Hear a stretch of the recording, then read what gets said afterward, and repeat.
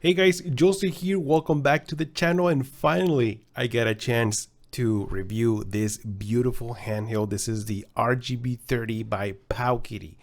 This device has been out for maybe roughly about 4 months already, and I've been using it for about 3 months. And let me tell you about my experience and if it's worth buying it right now. Also, I should make a comparison about whether to buy that device or the RG35XX-H from Anbernic. Which one should you buy? This one sells for roughly about $50, $55 more or less, and the RGB30 sells for about $90, $95, even $99 on Amazon. But which one is it worth it? Which one should you buy? So right now I'm going to concentrate in reviewing this device, and then I'm going to make the comparison. Welcome to the channel. I'm Joester, and let's do this. Alright guys, so let me tell you about my experience with it so far, because like I said, I've been using it for about 3 months, and I actually took it to CES in Vegas, and I played it on the airplane while I was in the hotel, while I was taking a break, and I really like it. The first thing I like about this device is the size. This is a rather larger device compared to other handheld devices out there. And what I like about the size is because I have large hands, so this just feels more comfortable when I'm holding it. I mean, look at it. It's just, my hand just sits natural in here, especially on this shoulder buttons here. It's just the way I'm holding it. It feels more intuitive. It's just more natural. And this is very important, especially if you like to play a lot for a long period of time. This is going to be the most comfortable device if you have large hands, and that is my case. What I like about this device is the big screen. I mean, look at this. This is a 4-inch IPS screen, and it just looks beautiful. It is very bright. And also, since this is IPS, the colors are usually more vibrant than usual, and then you're going to have beautiful viewing angles. So no matter which angle you're looking at this device, colors are going to remain vibrant and saturated and beautiful. I love that. Another thing is that the aspect ratio. This is a 1:1, so this is like a sort of like a perfect square, I can say. And this is great for retro gaming because, you know, like before we used to have TVs with this similar aspect ratio. So this is great for that, especially for like Game Boy games, Game Boy Advance, and all those old school games. They're going to look beautiful on this screen.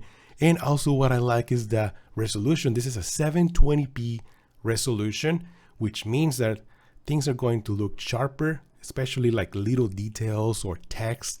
You're going to be able to look at it, and it just looks beautiful, and it's going to scale old school games to a much better resolution. So this is nice. I love that. Now that I'm talking about the size, let's talk about the face buttons, which also work very, very good. They are very clicky. Let me just turn all this off. But look at that. They're very clickable. They're not that loud though. They feel very responsive too. And the same with the D-pad. I mean, while I'm playing games, I'm able to perform, like for example, on Street Fighter, to do all the Hadoukens and Oryukens. They work perfectly fine. So the analog sticks, I also like them because they are clickable. You guys can hear that? They're very clickable, and they are very, very responsive too. And another thing I like about this analog sticks is they are at the same level as the face buttons or the D-pad. I don't know if you guys can see that, but they are at the same level, which means that this device, it's very pocketable. You can put it in your pocket.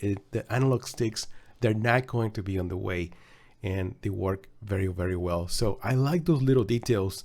Over here in the front, we also have the front facing speakers. Now, I don't know if these are actually front facing, but the grills are actually here. Right here on top, we have all the shoulder buttons, and I already mentioned that I like it because they feel good in the hand. My fingers it feels like it's made for my fingers in my hand size.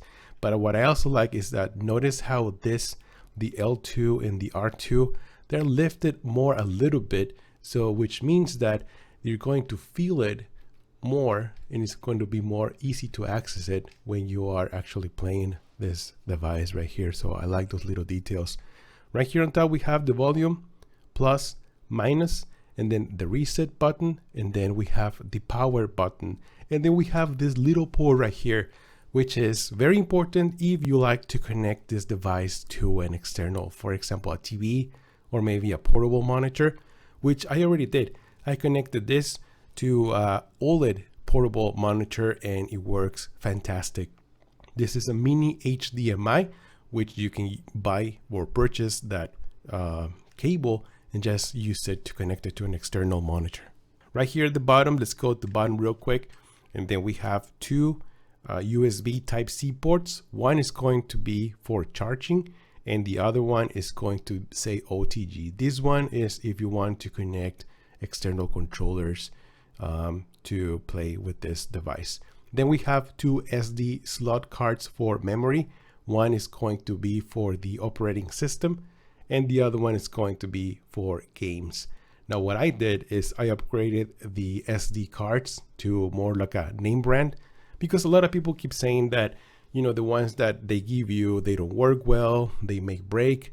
So I did the upgrade, and also it's very simple, it's very easy. All I had to do is just put the SD cards into one of this little SD card reader, put it on my computer, transfer everything to my computer internal hard drive, and then install it into the new SD cards, and it was super easy. And then right here we have the headphone jack, and that's pretty much it. In the back, there is no way for you to remove the battery that easily. You have to take off this little screws right here and open up the device. So it's not easy to access the battery. That is probably like the only negative I have so far. All right, so let's start with some games. And before I do that, I'm gonna show you what type of emulators this device has. So let's start with that. So we have Mame over here. We have Final Burn Neo. We have Capcom System 1, System 2, System 3, Pico 8, which by the way, I love Pico 8. This is so much fun. Highly recommended. You do have Pico 8, but you have to purchase Pico 8 through their website. So you go to the website, purchase it. It's about $15 and it's totally worth it. And then you have to download it to the SD card and then install it. It's like a process that you have to do. It's really not that hard. I was able to do it. So I'm going to leave a link in the description to the video that I used to install Pico 8 in this device, which is very simple. And like I said, it's $15, but oh my God, you're gonna love it. Then we have MSX, MSX2, PC Engine, Nintendo. Nintendo, it has a lot of games, but it's not going to have the Mario games. Super Mario games, the classic ones, you're not going to find them here. You do have to download those games, and it's actually very easy. And let me tell you, when I'm saying very easy, it's coming from a guy who does not have any experience on how to download your emulators and the ROMs and the BIOS, on all the stuff. I have no experience, but I was able to download the games here. Game Boy, Super Nintendo, same thing with Super Nintendo. You can download games here, all those Super Mario World. Nintendo 64, Game Boy Color, Game Boy Advance, Nintendo DS, Sega Genesis, Game Gear, Sega Mega Drive, Dreamcast, Neo Geo, Neo Geo Pocket, PlayStation, which by the way, PlayStation games run very good on this device, PSP. Now PSP games also, same thing, some games run very good, some games don't run very good. So it's, you know, if you want a device that is just for PSP games, this is not it. Not every game runs good, but some of them good. And ScumVM, I don't know what ScumVM is, I never used it before. And then Wii Music Player, tools, and favorites. So another cool feature I like about this device is that it has Wi-Fi and Bluetooth built-in. Wi-Fi is very important in my opinion because you're able to upgrade the operating system, which by the way, it uses Yellow's OS, which I think it's very easy. It's one of the best ones in my opinion, because it's super easy to use and everything just works flawlessly. So far I haven't had any issues with this device. So once you connect it to network, you're able to upgrade the operating system and also connect your Retro Achievements account, which is so much fun. For that, you have to go and open an account with Retro Achievements. And once you do that, you go here and then you put your information, your password, and then you're connected to Retro Achievements. So every time you're online and then you start playing a game, you can do that. You can get achievements. How cool is that? And then also there is Moonlight Game Streaming, which allows you to connect to your computer and stream from your computer. I haven't done that. I'm not a big fan of that, but I know some of you guys love that. So yes, Moonlight is available here. And then Scrapper. So basically Scrapper is when you download a game. Let's say right here, go to favorites. You can see this information. You know, it's sort of like a preview or maybe like a picture of that. I haven't opened an account with Scrapper. So for example, some games that I downloaded, for example, Super Mario World, there's no picture here. This one there is, Super Punch Out, but not in Super Mario World. So Scrapper I think is very good. I still have to open an account and I'm probably gonna do it later, but to me it's not really that important. What matters the most is that I'm able to play these games, and let's do that right now.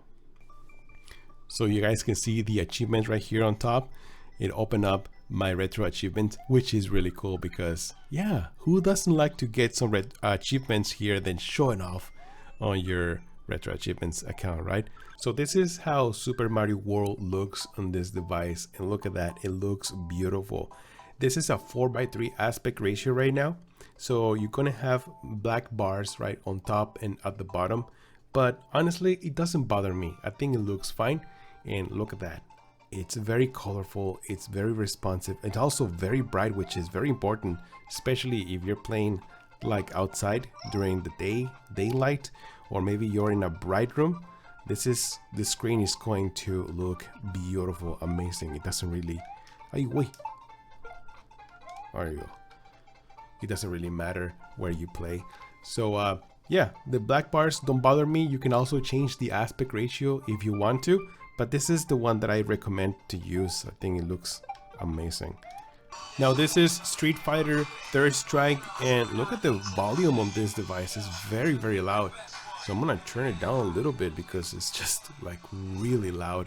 So let's see how this game performs. Look at that. Sometimes can I do my Hadoukens?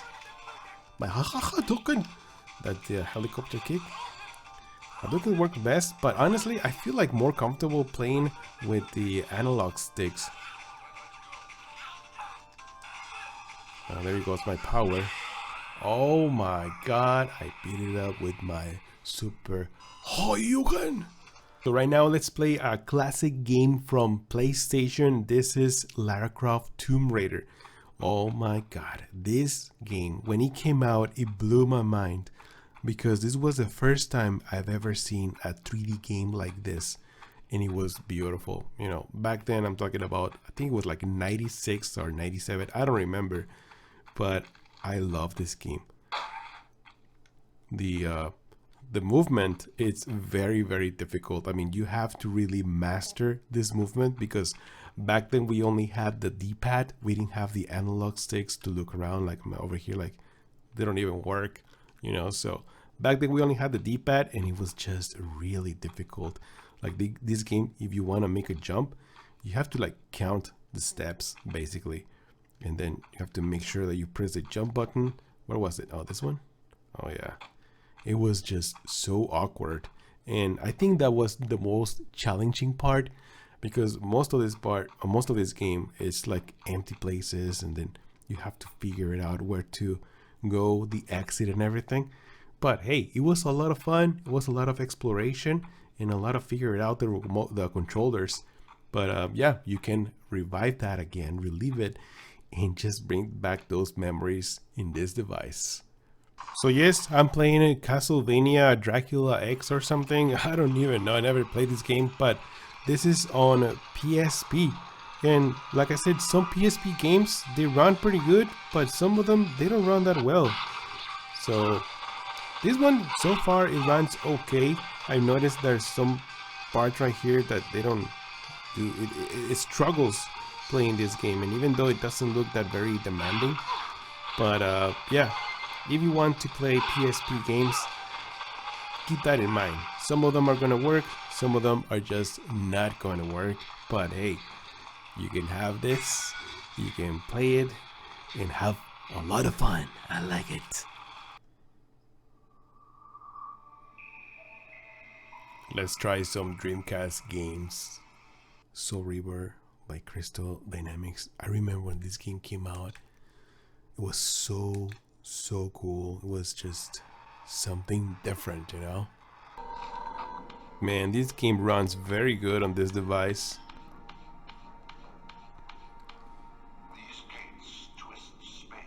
It's just these two bars appear sometimes, but overall when you're playing the game, it plays very good.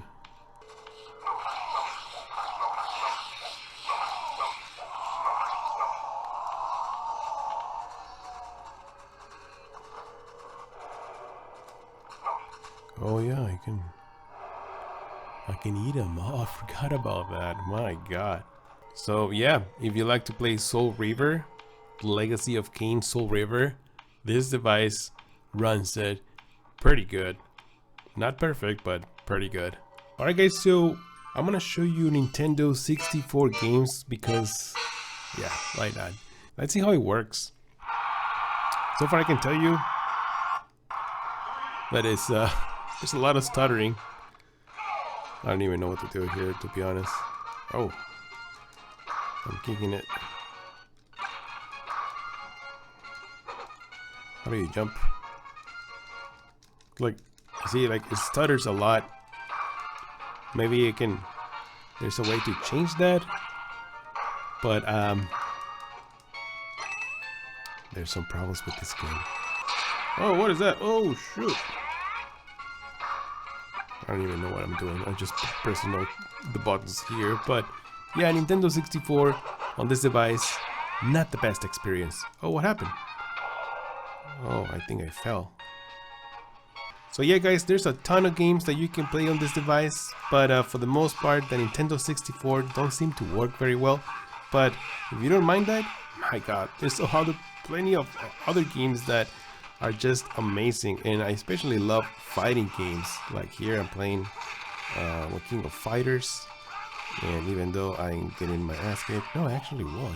But yeah, this device plays it very well. And look at that, it looks magnificent. I love it. Alright guys, so the moment you all been waiting for, let's do a comparison between these two devices. This is remember the RG35XX-H from Anbernic, and this is the RGB30. Now at a glance they look kind of similar, right? Because they both have analog sticks right here, the D-pad, the face buttons and everything. But then when you realize, oh my god, look at this size of this one. It is much smaller. I mean, let's put it right here, right next to each other. Let's put it right here and look at the size of this. Even though the length look almost the same. It looks like the 35XX-H. It's a little tiny bit bigger or larger or longer, but the RGB30, it just is taller. So if you have smaller hands, probably this is going to be the best option for you. If you have larger hands, trust me, the RGB30 is going to be the best option, because when I'm holding this one, yes, this buttons feels good, but the shoulder buttons, they're just kind of useless. I mean, my finger will rest back here instead of top here. It just feels uncomfortable. I feel like I'm doing the claw right here when I'm holding this. Another big difference is, of course, the screen. I mean, look at this screen size. It's just a major difference. This is a 3.5 inches IPS screen, and this is a 4-inch big screen. And here's a side-by-side comparison between how these screens look and perform. So right now, what I can say in a different angle when I'm looking at it, the RGB30 looks a little bit warmer, and then this one, the RG35XX looks a little bit brighter, but I think they both look amazing. The only thing is that this one has this black bars on top and bottom, as you guys noticed before, and on this device it just covers the whole screen because, you know, it's just a little bit stretched. That's another thing I noticed. It's a little bit stretched, but it just covers the whole screen, and I think it looks beautiful. I actually love it on both devices. And also both devices, they have Wi-Fi, they have Bluetooth. You're able to connect, you know, external monitors or portable or to your TV, because they both have the HDMI mini port right here on top. You know, when it comes down to those ports, both of these devices, they have the port. When it comes to emulators, they both have almost the same ones. You know, over here, for example, we have the PSP, we have PlayStation, Dreamcast. Oh no, we have, this is not PlayStation, this is open board. I don't know what that is, but this is Dreamcast, PlayStation. I mean, there are plenty of emulators on board. You can also play Pico 8 here if you want. There are many of them. And also, even if they come with the Nintendo emulator, neither of these devices come with Mario games, so you do have to download those Mario games. And as a matter of fact, on both devices, it's very easy to download those Mario games if you want to do that. In the face buttons, I feel like the face buttons are better right here on the RG35XX-H. I don't know, they just feel smoother, and both of them work very well, but the way they feels, I feel like this one feel a little bit better. The analog sticks, they actually look very similar and they feel the same way too, so there's no big difference on that. The operating system, they're completely different, but on both of them you can do a lot of things. You know, I know a lot of people don't like this one. I think it's Linux based operating system. I don't even know what it's called, but I know they're working on the Onion OS. That's what I heard. If you want to upgrade, also you can connect to Wi-Fi, but so far with this operating system you can't. Even though you're able to get online, but you can't upgrade the operating system, which is weird. So you're gonna have to, you know, use your computer, download the operating system through an SD card. So it's a different process. It's not as easy and intuitive as it is with Yellow OS, which is all right here on the RGB30. So like I said, there's some pros and some cons, but so far my favorite is the RGB30, and you're gonna have to pay an extra price. Like I mentioned at the beginning, this is roughly about $50, and the RGB30 is about $90. Now, if you want to purchase these devices, you can either purchase it from AliExpress or from their own websites, but I personally recommend to buy it from Amazon. Even though from Amazon it's a little bit more expensive, maybe $5 or $7 more expensive, but I noticed that Amazon does come with a case so you can protect your device. It also comes with a screen protector, and it also has 30 days of returning. 30 days, you can return it if for any reason you don't like it, or if something's wrong with it, you have 30 days to return it. And also the delivery is fast. You can get it like the next day. So that is a big advantage if you will purchase them from Amazon, either this device or the RG35XX-H. So if you enjoy this video, please leave a like, subscribe to the channel. I am Joelster, and I'll see you guys on the next one. Joelster out.